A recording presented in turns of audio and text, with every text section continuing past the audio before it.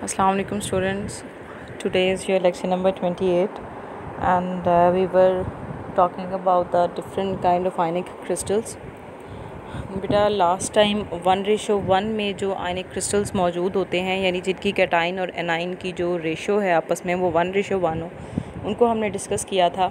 इसके अलावा बेटा आयनिक कंपाउंड्स जो हैं 1:2 टाइप के भी होते हैं, इससे ज़्यादा के भी होते हैं, बट यहाँ पर हम 1:2 तक की जो है वो बेसिकली स्ट्रक्चर डिस्कस करेंगे। अब 1:2 क्या है? 1:2 होता है बेटा जहाँ पर आपके पास जो कैटाइन है that is in one part and the A9 is in the double part. ठीक है कि वो आपके पास जो है वो 2 टाइम्स जो है कैटाइन से ज़्यादा होता है। जैसे कि यहाँ पर उन्होंने आगे एग्जांपल भी दी हुई हैं CaF2 की और TiO2 की। ठीक है, कैल्शियम फ्लोराइड जिसे हम फ्लोराइड भी कहते हैं सिंपली, ठीक है, उसकी और टाइटेनियम ऑक्साइड की, ठीक है, TiO2 की। तो बेटा दोनों में आप देख रहे हैं कि एक जो आयन है वो 1 रेशो में है और जो दूसरा आयन है वो 2 में है। ठीक है, तो that is why this is 1:2 और इनका जो स्ट्रक्चर होगा ज़ाहिर है वो डिफरेंट होगा एज़ कम्पेयर टू 1:1 से। ठीक है, तो यहाँ पर हमारे पास जो पहले हम फ्लोराइड के जो स्ट्रक्चर है उसे डिस्कस कर लेते हैं। तो बेटा फ्लोराइड में क्या है? The fluoride structure there are twice as many fluoride as calcium ion, जाहिर है। ठीक है, the fluoride structure is a cubic closed packed. ठीक है, क्यूबिक क्लोज पैक्ड को हम शॉर्ट करके CCP भी कह देते हैं। ठीक है, cubic stand for cubic close packed. तो latest of positive ions, calcium जो है वो उसमें एज अ पॉजिटिव आइन जो है वो एक्ट कर रहा है और नेगेटिव आइन जो है वो सारे जो फ्लोराइड आइंस हैं वो टेट्राहेड्रल पोजीशंस को ऑक्यूपाई करते हैं। ठीक है, टेट्राहेड्रल अब आपको समझ आ गई होगी कि एक दरमियान में आपके पास यानी कि कैल्शियम है और उसके जो टेट्राहेड्रल पोजीशंस बनती हैं उसकी वहाँ पर फ्लोराइड आइंस होंगे। So each calcium ion is surrounded by 8 fluoride ion at the corner of a cube and each fluoride ion is surrounded by tetrahedrally by 4 calcium ions. अब एक बात और यहाँ पे, क्योंकि बेटा यहाँ पर रेशो जो हैं वो डिफरेंट हैं, सेम नहीं है, तो यहाँ पर जो आपके पास कोऑर्डिनेशन नंबर होंगे वो भी दोनों के यानी कैटाइन और एनाइन के डिफरेंट होंगे। ठीक है, कोऑर्डिनेशन नंबर के कितने एक कैटाइन को कितने एनाइंस ने सराउंड किया हुआ है और एक एनाइन को कितने कैटाइंस ने सराउंड किया हुआ है। ठीक है, तो बेटा अगर हम बात करें कैल्शियम की तो कैल्शियम को 8 फ्लोराइड आइंस ने सराउंड किया हुआ है और जबकि फ्लोराइड को 4 जो है वो कैल्शियम के आइंस ने सराउंड किया हुआ है। ठीक है, तो इसीलिए जो कोऑर्डिनेशन नंबर कैल्शियम का है दैट इज़ 8 और जो फ्लोराइड आइंस हैं उनका जो कोऑर्डिनेशन नंबर क्या है 4। ठीक है, सो सिंपल है, बहुत ना कोई मुश्किल नहीं है। फ्लोराइड स्ट्रक्चर ये इन्होंने नीचे आपको बताया हुआ है बेटा, इसमें रेडियस रेशो जो है वो हमारे पास 0.73 या इससे ज़्यादा होती है। ठीक है, और इसके अलावा जो कंपाउंड्स जो कि फ्लोराइड का स्ट्रक्चर यानी CaF2 के ही स्ट्रक्चर के ऊपर बेस करते हैं या उसी की तरह बने होते हैं उनमें ये शामिल हैं। बेरियम फ्लोराइड हो गया, स्ट्रोंशियम फ्लोराइड और थोरियम ऑक्साइड। ठीक है, तो इसमें बेटा यहाँ पर होता ये है कि आपके पास जो पॉजिटिव हैं the positions of the positive and negative ions are reversed. कैसे रिवर्स? कि आपके पास ये जो स्ट्रक्चर दिया हुआ है ना ये तो फ्लोराइड का है। ठीक है, अभी स्ट्रक्चर में अगर आप देखें यहाँ पर ये जो कैल्शियम की पोजीशन है, ठीक है, ये ब्लैक वाली, और ये जो वाइट हैं टेट्राहेड्रली इसके साथ इन्होंने एक बनाया है। आप इसके ऊपर भी ऐसा ही होता है, इसके साइड पे भी ऐसा ही होता है। ठीक है, जैसे हमने पहले पढ़ा था। ठीक है, तो बेटा अगर तो इन पॉजिटिव आइंस की और नेगेटिव आइंस की यानी कैटाइंस और एनाइंस की पोजीशंस को रिवर्स कर दिया जाए।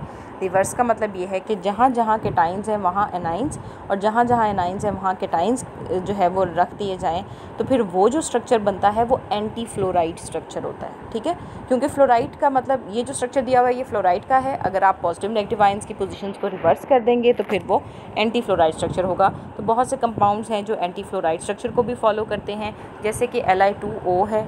ठीक है, इसमें लिथियम आपके पास जो है वो टेट्राहेड्रल होल्स की पोजीशन फिल करता है।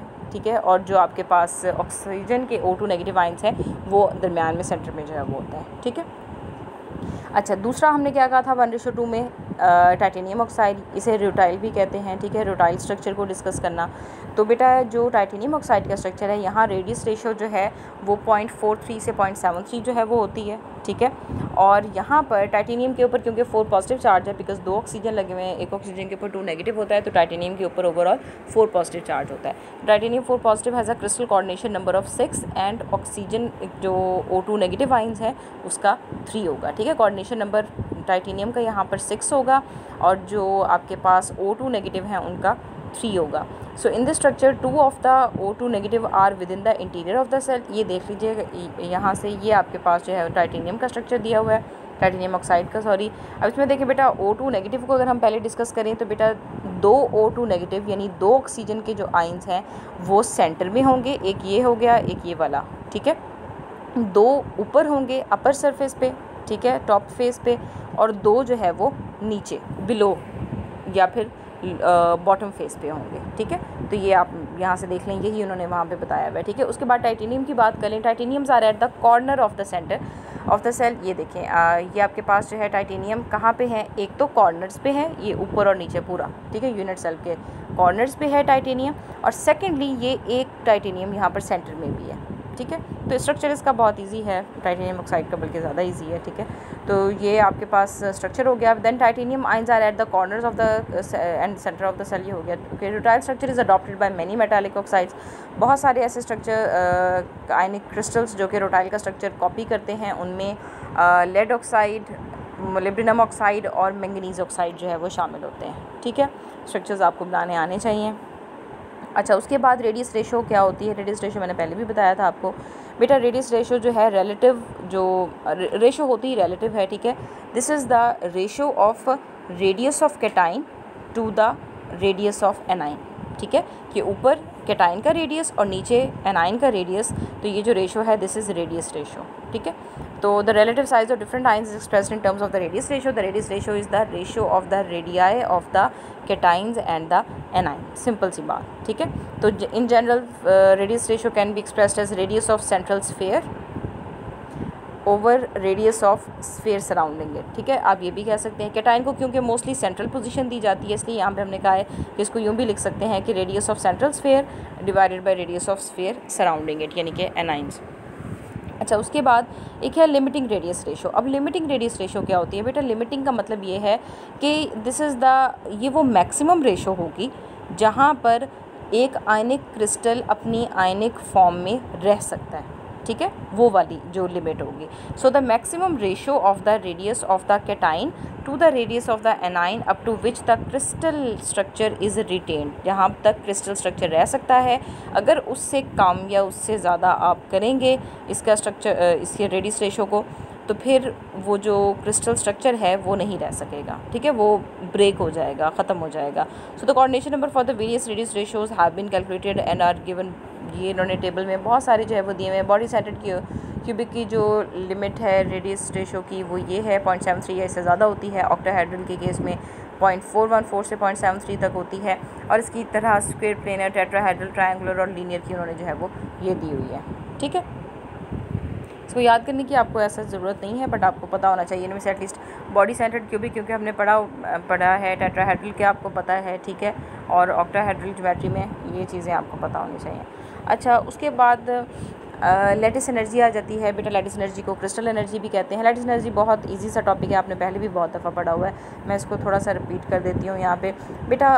द अमाउंट ऑफ एनर्जी, वो उतनी एनर्जी जो आपको चाहिए किसी भी बॉन्ड की जो है वो आप समझ लें कि जैसे कि अगर हम ये दो तरह से आप इसे डिफ़ाइन कर सकते हैं, ठीक है, लैटिस एनर्जी को।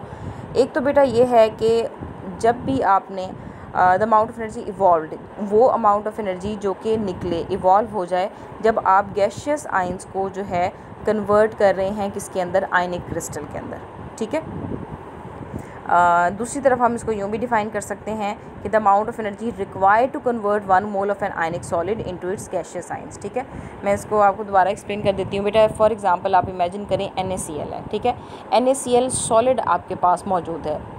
जितनी आपके पास आपको एनर्जी चाहिए उस 1 मोल ऑफ NaCl को, सॉलिड NaCl के क्रिस्टल को कन्वर्ट करने के लिए इनटू इट्स गैशियस फॉर्म, बेटा उसे लैटिस एनर्जी कहते हैं। और अगर मैं इसके रिवर्सली बताऊं तो फिर क्या होगा कि गैशियस आइंस को, सोडियम और क्लोराइड के जो आइंस हैं 1 मोल, उन्हें दोबारा से सोडियम क्लोराइड के स्ट्रक्चर में, यानी सॉलिड जो है सब्सटेंस, उसमें कन्वर्ट करने के लिए जितनी एनर्जी उस प्रोसेस में रिलीज़ होगी, दैट इज़ लैटिस एनर्जी। तो बहुत सिंपल सा है, lattice energy is the amount of energy evolved when gaseous ions of opposite charges are brought together to form an ionic crystal composed of 1 mole of formula unit of a compound. या फिर इसे यूँ भी define कर सकते हैं कि the amount of energy required to convert 1 mole of an ionic solid into its gaseous ions. ठीक है, सॉलिड को गैसियस आयंस में 1 mole of solid into gaseous ions convert करने के लिए जो एनर्जी चाहिए, या फिर 1 मोल ऑफ गैसियस आयंस को दोबारा सॉलिड में कन्वर्ट करते हुए जो एनर्जी रिलीज़ होगी, उसे हम लैटिस एनर्जी कहते हैं। ठीक है, सो ये बेटा किसी भी सॉलिड की स्टेबिलिटी आप कह सकते हैं यहाँ से पता चल सकती है। जितना लैटिस एनर्जी ज़्यादा होगी, इसका मतलब वो जो आपके पास सॉलिड कंपाउंड था वो उतना ही ज़्यादा स्टेबल था।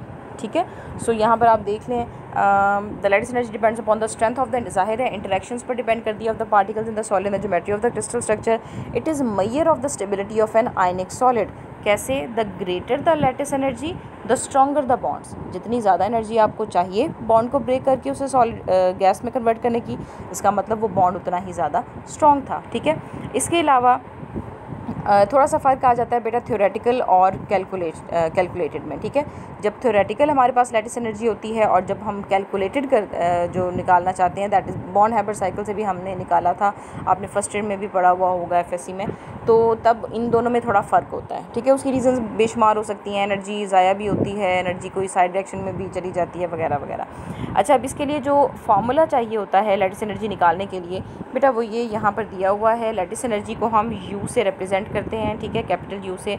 The formula is A into Q positive Q negative, यानी charges over R positive plus R negative. ठीक है, माइनस बी। अब इसमें ए क्या है, बी क्या है और बाकी चीज़ें क्या है। पहले तो बेटा क्यू सुन लें, जो क्यू पॉजिटिव है और क्यू नेगेटिव है, these are Q positive is cation and Q negative is anion. ठीक है, जो आर पॉजिटिव है ये रेडियस है कैटाइन का और R negative radius of anion है। ठीक है, अब इसके अलावा जो आपके पास ए और बी बचे हैं बेटा, ये कॉन्स्टेंट्स हैं। ए कॉन्स्टेंट है whose value depends upon the kind of crystal lattice, यानी कि क्रिस्टल लैटिस की इंटरेक्शन पर डिपेंड करता है कि किस तरह की इंटरेक्शन है उनके दरमियान। और जो बी आपके पास कॉन्स्टेंट है बेटा, दैट डिपेंड्स या that shows for a small const, ये स्मॉल कांस्टेंट ऑफ रिपल्शन है। रिपल्शन का मतलब ये है कि जो आपके पास देखें, जो क्रिस्टल का स्ट्रक्चर होता है ना बेटा, वहाँ पर पॉजिटिव और नेगेटिव आइंस दोनों रह रहे होते हैं। ठीक है, तो पॉजिटिव आइंस के दरमियान भी रिपल्शन होती है और नेगेटिव आइंस के दरमियान भी रिपल्शन होती है। ठीक है, तो वो रिपल्शन का जो फैक्टर है वो बी जो कांस्टेंट है वो इस बात को जो है वो शो कर रहा है। तो ये ओवरऑल आपके पास फार्मूला है लैटिस एनर्जी का। ठीक है, तो इसमें कोई क्वेश्चन हो तो मुझसे पूछ लीजिएगा, वरना इसमें बहुत इजी सा जो है वो टॉपिक है। ठीक है, तो इसको लिख के साथ ही आज मैंने आपको ये लेक्चर दिया है, सुबह मुझे इसका जो है वो होमवर्क आप साथ ही भेज देंगे। ठीक है, ओके जी, अल्लाह हाफ़िज़।